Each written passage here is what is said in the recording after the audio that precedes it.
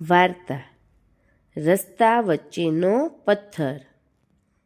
એક ખૂબ સેવાભાવી રાજા હતા.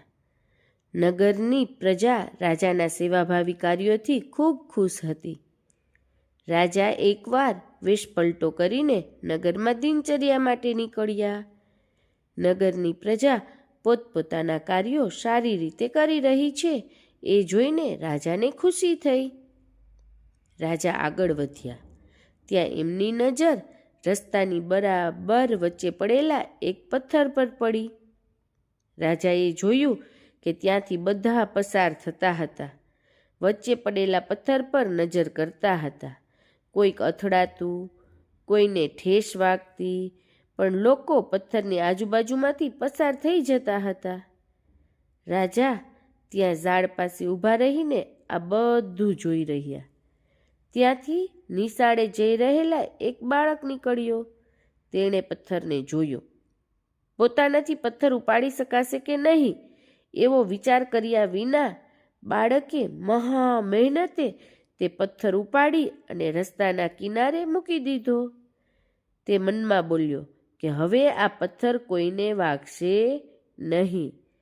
જેવો બાળક આગળ વધવા લાગ્યો કે રાજા ઝાડ પાસેથી તેની પાસે આવ્યા અને બાળકનું સન્માન કર્યું અને કહ્યું, શાબાશ બાળક, તું સૌની ચિંતા કરે એ જોઈ આનંદ થયો.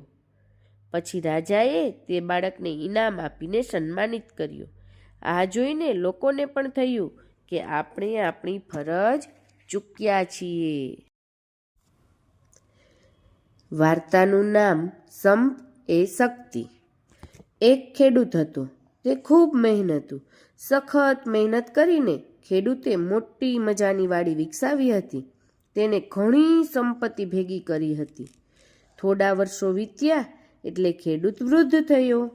તેણે બધી જવાબદારી હવે પોતાના પુત્રોને આપવાનો નિર્ણય કર્યો.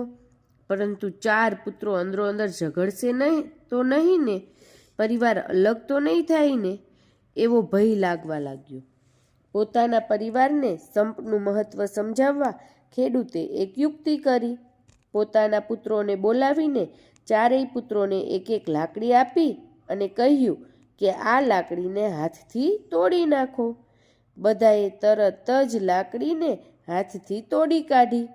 હવે ખેડૂતે ઘણી બધી લાકડીઓનો ભારો વારાફરતી દરેક પુત્રને આપ્યો અને કહ્યું કે આ લાકડીઓના ભારાને એક સાથે તોડી બતાવો. 4માંથી એક પણ પુત્ર લાકડીઓના ભારાને તોડી શક્યો નહીં.